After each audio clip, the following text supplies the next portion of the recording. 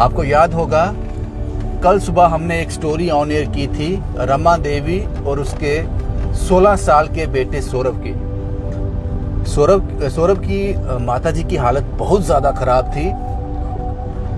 वो कहानी आपको याद होगी। अभी उनका वज़न 20 से 25 किलो से ज़्यादा नहीं है, इतना ही वज़न है उनका। और जब उनका फरवरी में ऑपरेशन हुआ था तो 65 से 70 किलो उनका वज़न था। तो आप समझ सकते हैं तो किस हालात में वो होंगे। वही कहानी मैंने आपको दिखाई थी। स्टेट सेंटिनल फॉलो अप जरूर करता है। आखिर हुआ क्या? क्या सिविल सोसाइटी ने अपना काम किया? क्या प्रशासन सामने आया? उनकी कोई हेल्प हुई? ये कहानी दिखाने का मकसद यही होता है कि सिविल सोसाइटी वाले हर जगह उनको नहीं पता होता है कि कहाँ कौन से मोहल्ले में क्या चल रहा है। तो ये कहानियां हम दिखाते हैं कि शायद उनकी मदद हो जाए, एडमिनिस्ट्रेशन तक बात पहुंच जाए, चीज़ें आसान हो जाएं। कहानी बहुत ही परेशान कर देने वाली थी और सवालिया निशान भी खड़े हो रहे थे एडमिनिस्ट्रेशन पर कि इतनी बुरी हालत में इस रमा देवी को कैसे डिस्चार्ज कर दिया और अब यहाँ पर किसके भरोसे छोड़ दिया है? किसके भरोसे? सिर्फ 16 साल का बेटा सौरभ जो है वो सब कुछ माँ का कर रहा है, पूरा फर्ज निभा रहा है बेटे होने का, कर चुका रहा है अपनी माँ का।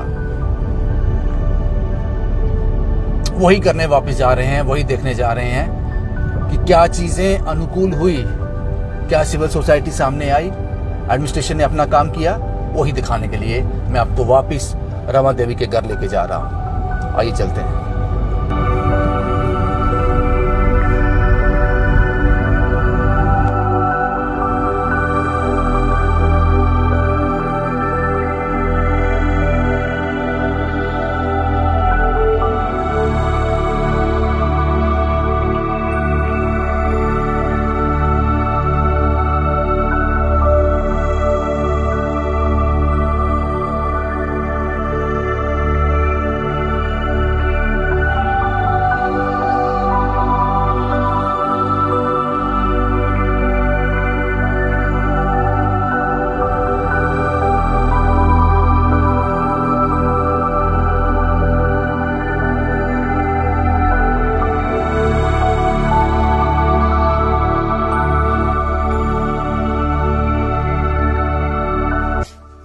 क्या हाल है बेटा? ठीक है? बस ठीक है। बढ़िया। ठीक है। मामा ठीक है? हाँ, ठीक है। अस्पताल जाना है? हाँ। कोई मिलने आता है? दादाजी आते हैं, ससुर साहब आपके। ठीक हो गया?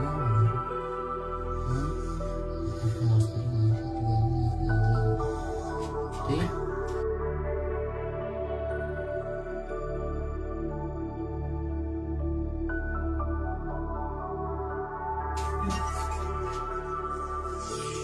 लाइट बंद है। अरे बहुत गर्मी है यहाँ पे। हैं?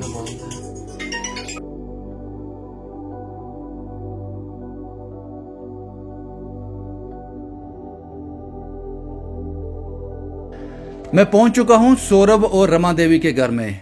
लाइट बंद है इस वक्त, इन्वर्टर कोई नहीं है, लेकिन पंखा चल रहा है बेटा। और बुरी हालत है इतनी गर्मी की कि यहाँ अंदर बैठना ऐसा लगता है कि आप तंदूर में बैठे हुए इस वक्त। मुझे पता है मैं कैसे रिपोर्ट कर रहा हूँ, निकल जाऊँगा रिपोर्ट करके और 10-15 मिनट में। इनको यहीं रहना है, पेशेंट है साथ में और ये कहानी है। बहुत ज़्यादा गर्मी है और ये ऊपर जो टीन है ये पूरा जुल्म कर रही है, ये पूरा जुल्म कर रही है इनके साथ। शायद इसका यही स्वभाव है, इस टीन का यही स्वभाव है, वो अपना काम करेगी। फिर हम वापस यहाँ आए हैं फॉलोअप करने के लिए। जैसा कि मैंने आपको पहले बताया, हालात काफ़ी बदल गए हैं, बहुत ज़्यादा हालात बदल गए हैं और सबसे ज़्यादा श्रेय गया है सिविल सोसाइटी को। सिविल सोसाइटी ने बिना वक्त ज़ाया किए हुए सामने आ गई। आपको जानकर हैरानी होगी, कल सुबह 7 बजे जो स्टोरी ऑन एयर हुई थी उसके बाद अभी तक मात्र 25-26 घंटे हुए होंगे। 1,85,000 रुपया इनके अकाउंट में आ चुका है। जो अकाउंट हमने फ्लैश किया था उसमें 1,85,000 रुपया आ चुका है, जो इनकी ट्रीटमेंट के लिए और बच्चे की पढ़ाई के लिए काम आएगा, क्योंकि बच्चे ने बताया था कि हर महीने पाइप चेंज करनी पड़ती है गले की, और 1200 से 1500 तो जो जिस गाड़ी में लेके जाते हैं वही ले जाता है। मुश्किलें बहुत ज़्यादा थी, लेकिन सिविल सोसाइटी ने जी भर कर दिया। शायद इससे बड़ा अगर आप किसी के लिए अच्छा करना चाहते हो, जो आप दसवंध निकालते हो, जो भगवान के नाम पे निकालते हो, मुझे नहीं लगता कि इससे अच्छी जगह कोई है। इसको आप भगवान का घर ही समझो, क्योंकि नर ही नारायण है, इंसान में ही भगवान है। अगर उसकी सेवा कर ली तो चीज़ें आसान हो जाएंगी। उसके बाद कल जब स्टोरी ऑन एयर हुई, उसके बाद यहाँ हेल्पिंग हैंड कॉमरेड बड़ी ब्रह्मणा से राहिल साहब हैं, वो भी आए थे। उन्होंने भी जो उनसे बन पड़ा कंट्रीब्यूट किया यहाँ पे, और आज वो इनको इन्वर्टर भी लगा के दे देंगे। उन्होंने बोला कि कल भी मैं गया था, लाइट बंद थी, गर्मी बहुत ज़्यादा थी वहाँ पे। वो बच्चा जैसे आज पंखी जल रहा है, कल भी ये पंखी जल रहा था माँ को, तो मैं आज इन्वर्टर लगा दूंगा, शाम तक इनका इन्वर्टर लग जाएगा। और मैंने आपको बताया 1,85,000 रुपये अकाउंट में आ चुका है। और कल सलमान खान फैन क्लब के लोग भी यहाँ आए थे, अनमोल सिंह साहब। उन्होंने भी जो भी कैश जो वो देना चाहते थे उन्होंने दिया इनको, और राशन इनको दे दिया है। ये मदद है। और इसके अलावा नेहा चौधरी जी हैं। Neha Chaudhary ji wife of Narendra Singh, Italy से। वो कहती थी कि मेरा नाम मत लेना, मेरा नाम मत लेना, मैं मदद करना चाहती हूँ, लेकिन मैं उनका नाम ले रहा हूँ। उसका कारण है, कारण ये है, उन्होंने इटली से मुझे फ़ोन किया मेरी स्टोरी देखने के बाद। उन्होंने कहा कि मैं कुछ मदद करना चाहती हूँ। मैंने कहा अकाउंट नंबर आपके पास है, आप ट्रांसफ़र कर दीजिए। उन्होंने कहा नहीं, इटली में अभी कोरोना की मुश्किलें हैं, हम बाहर जाएंगे, वेस्टर्न यूनियन जाना पड़ेगा, बैंक जाना पड़ेगा, वहाँ से ट्रांजैक्शंस होंगी। उन्होंने मुझे ये रीज़न दिया, तो मैं आपको कैश दे देती हूँ, मेरी कुछ बहन है जम्मू में, तो वो आपको कैश देगी। मैंने मना कर दिया, मैंने कहा मैं कैश नहीं कैरी करता। लेकिन उन्होंने कहा कि मेरा नाम मत लेना। मैंने कहा मैं सिर्फ, उन्होंने बड़ा मुझे इंसिस्ट किया, और जब वो कॉल कर रही थी लिटरली रो रही थी, ये दुख देखकर लिटरली वो रो रही थी।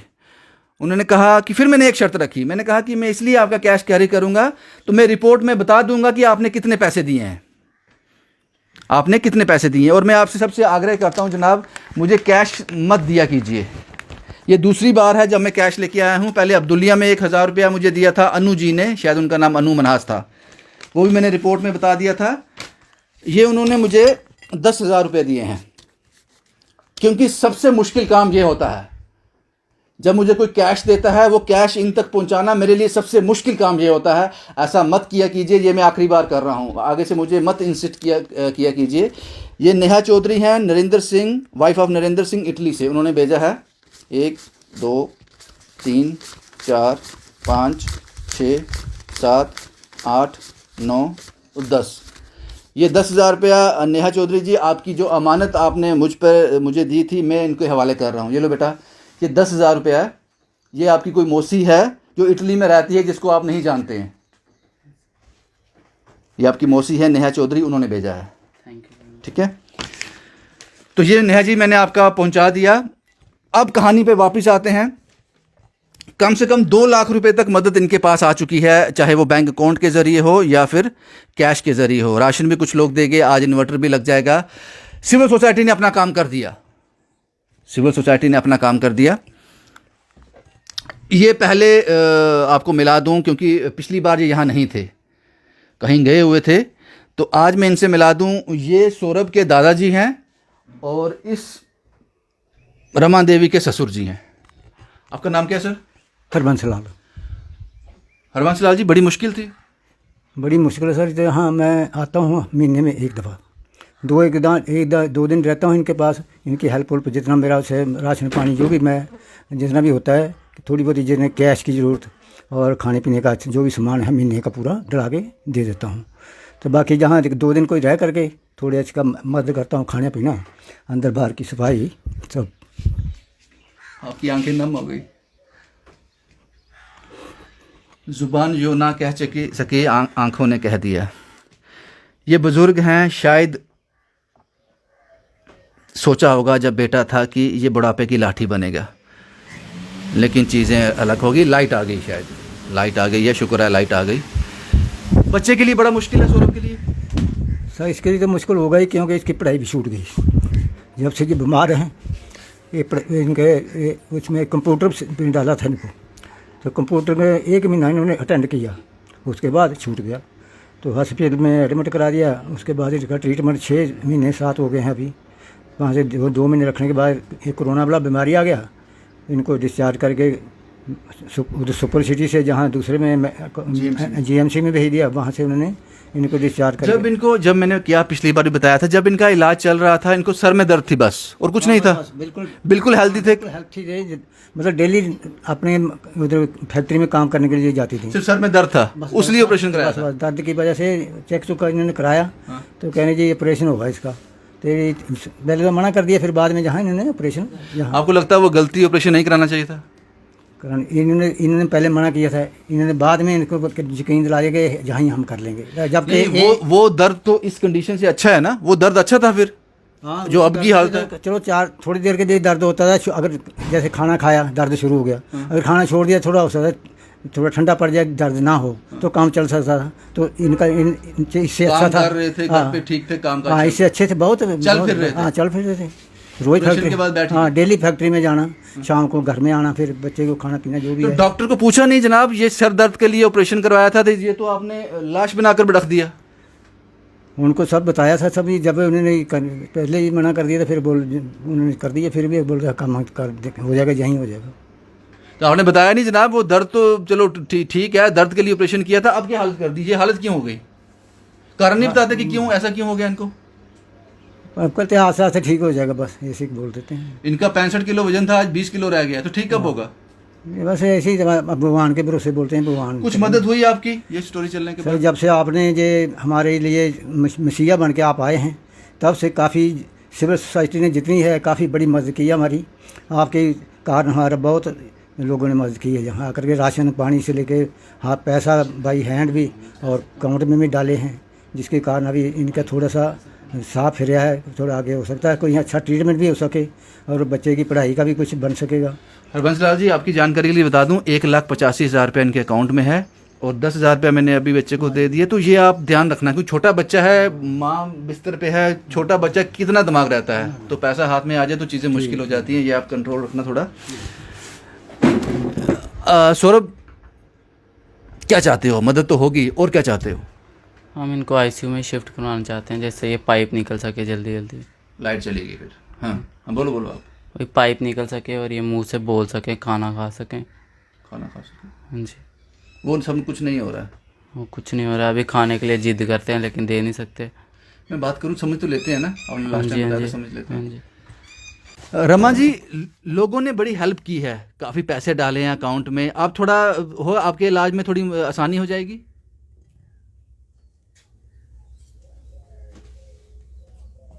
इनको समझ आता है हाँ जी। जो मैं बोल रहा हूँ? समझ आ जाएगा ना? अच्छा, समझ लेते हैं। रमा जी, हॉस्पिटल जाना है? हॉस्पिटल जाना है? क्या बोल रहे हैं आपको? मेरे साथ जाना है? इसके साथ जाना है? ये तो आपके साथ ही रहेगा, ये कहाँ जाएगा? ये तो आप क्या कह रही है, इसके लिए आसानी हो जाएगी? इसके लिए आसानी हो जाएगी, मुझे समझा देना क्या क्या बोलते हैं। ठीक है। अच्छा, इसको पढ़ाना है, सौरभ को पढ़ाना है, ये पढ़ेगा, ये पढ़ेगा, आप ठीक भी हो जाओगे, आप ठीक भी हो जाओगे, ये पढ़ भी जाएगा। आप परेशान क्यों हो जाते हो?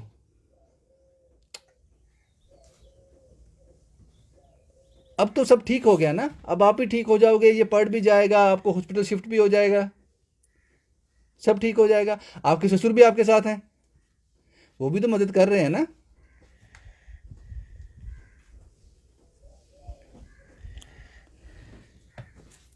ये ह्यूमन नेचर है जनाब, बेटे के आगे माँ टूट जाती है। वो इसलिए नहीं रो रहे हैं कि मैं बीमार हूँ, वो इसलिए रो रहे हैं कि मेरे बेटे का भविष्य जो है वो ख़त्म ना हो जाए। उसकी पढ़ाई छूट गई है, उसका कारण मैं हूँ, शायद उनको ये लगता होगा। सिविल सोसाइटी ने अपना काम किया, लेकिन एडमिनिस्ट्रेशन से मुझे कुछ कॉल आए थे। उन्होंने बोला जनाब हम इनको जीएमसी शिफ्ट कर देंगे, इनको जीएमसी शिफ्ट करवा देंगे, आप इनको वहाँ पे ले आइए, आप इनको जीएमसी तक पहुँचा दीजिए। ये मुझे लगता है किसी इंडिविजुअल ने कॉल लिया होगा, किसी इंडिविजुअल ने उसको उस पर डिसीजन लिया होगा कि हम इनका करवा देंगे। लेकिन जब मैंने सौरभ से बात की कि ऐसे ऐसे है कि अगर आप चाहते हो, तो इन्होंने कहा कि पहले भी हम जीएमसी में थे, वहाँ अब कोरोना भी चल रहा है, तो मुझे माँ के पास रहना है, मैं जाऊँगा आऊँगा, मेरी माँ इस हालत में है, अगर थोड़ा सा भी इनको इन्फेक्शन हो गया तो चीज़ें और ज़्यादा मुश्किल हो जाएंगी। इन्होंने आग्रह किया है कि अगर सुपर स्पेशलिटी में अगर जगह मिल जाए, इनको एक बेड मिल जाए, तो सौरभ के लिए बड़ी आसानी हो जाएगी, इनको अच्छा ट्रीटमेंट मिलेगा, वहाँ की जो नर्सिस होंगी इनकी साफ़ सफाई कर लेंगी, और सौरभ को टाइम मिलेगा पढ़ने के लिए। पढ़ने के लिए किस तरह से? तब इनके दादाजी भी वहाँ बैठ सकते हैं सुपर स्पेशलिटी में एज ए अटेंडेंट, क्योंकि घर में एक ससुर अपनी बहू किस तरह से वो एक पर्दा जो रहता है, शायद हमारी हिंदुस्तानियों की वही पहचान है। हम संस्कृति को मानने वाले लोग हैं, तो वो चीज़ें मुश्किल हो जाती हैं इनके लिए, सब कुछ बेटे को करना पड़ता है, एक शर्म का पर्दा रहता है। अगर ये सुपर स्पेशलिटी में शिफ्ट हो जाएं तो मुझे नहीं लगता जनाब इतनी कोई परेशानी होनी चाहिए। इतनी बड़ी बड़ी इंफ्रास्ट्रक्चर, इतने बड़े बेड, इतने कमरे, किसके लिए? एक बेड, सिर्फ एक बेड सुपर स्पेशलिटी में, सिर्फ एक बेड इस महिला के लिए, जिसने कभी अपना योगदान दिया होगा सरकार बनाने में, इसने भी अपना योगदान दिया होगा, कभी वोट डाला होगा, इसका भी मत रहा होगा, तो इतना तो डिजर्व करती है ये महिला कि सिर्फ एक बेड सुपर स्पेशलिटी में इसको मिल जाए। और ये मैं मानने के लिए तैयार ही नहीं हूं कि किसी भी मेडिकल ऑफिसर ने, किसी भी रिलेटेड कंसर्न डिपार्टमेंट ने ये वीडियो ना देखी हो, ये मैं मानने को तैयार नहीं, या देख के अनदेखा कर दिया। अभी भी वक्त नहीं निकला है जनाब। इनकी डिमांड है कि सुपर स्पेशलिटी में जो जम्मू में है, वहाँ एक बेड इस महिला को दे दिया जाए, इनकी वहाँ अच्छी से केयर हो जाए। अगर कल को कुछ 19-20 होता है, कुछ चीज़ें गलत होती हैं, तो टाइमली हमने रिपोर्ट कर दिया था, आप तक बात पहुंचा दी थी, रिस्पॉन्सिबिलिटी आपको लेनी पड़ेगी फिर, क्योंकि उस वक्त हम सबसे पहले पहुंचेंगे यहाँ पे, सबसे पहले हम यहां पहुंचेंगे और कोई कसर नहीं छोड़ेंगे, फिर कोई कसर नहीं छोड़ेंगे, हम कोई कसर नहीं छोड़ेंगे। वो जो हार्ड लाइन आप मुझे बोलते हो ना कि आप बड़े हार्ड ले जाते हो, तो वो मुझे वो हार्ड से हार्डर जाना पड़ेगा, क्योंकि अभी जिंदगी है, अभी चीजें पॉजिटिव हैं। मुझे नहीं लगता इतनी बड़ी बात है। सुपर स्पेशलिटी में सिर्फ एक बेड की डिमांड है इनकी, इनको अच्छे से ट्रीटमेंट मिल जाएगा।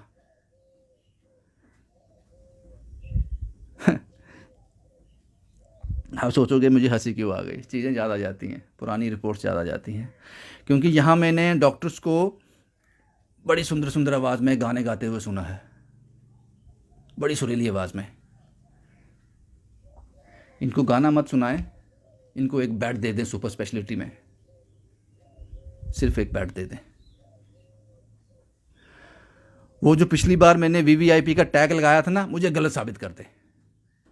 मैं साबित होने के लिए तैयार हूं। मैं गलत था जनाब, मैं माफ़ी भी मांग लूंगा कि मैंने वो रिपोर्ट की थी वीवीआईपी और कॉमन मैन में यहाँ डिफ्रेंशिएट है। मैं माफ़ी मांग लूंगा कि मैं गलत था जनाब, ऐसा कुछ नहीं है जम्मू कश्मीर यूटी में। लेकिन बस इनको एक सुपर स्पेशलिटी में एक बेड दे दो, इनको ट्रीटमेंट दे दो वहाँ पे, बस यही डिमांड है। बाकी फॉलोअप करते हैं हम, स्टेट सेंटिनल फॉलोअप करे के बिना छोड़ता नहीं है कि जो हमने कहानी एडमिनिस्ट्रेशन तक पहुंचाई थी, सिविल सोसाइटी तक पहुंचाई थी, उसका रिएक्शन क्या हुआ। लाइट अभी भी बंद है, लेकिन आज के बाद इनको ऐसे नहीं बैठना पड़ेगा। आज के बाद इनके पास लाइट रहेगी, शाम को इन्वर्टर लग जाएगा। जो राहिल साहब हैं, हेल्पिंग हैंड कॉमरेड उनका एनजीओ है, वो इन्वर्टर भी लगा देंगे शाम तक। यही थी पूरी कहानी जनाब। मुझे लगता है कि एक चीज़ अभी बाकी है, एडमिनिस्ट्रेशन अभी भी बैकफुट पे है। सुपर स्पेशलिटी में सिर्फ एक बेड इनको चाहिए, दैट्स ऑल। शिवम कुमार के साथ Ravindra Singh, the state sentinel के लिए।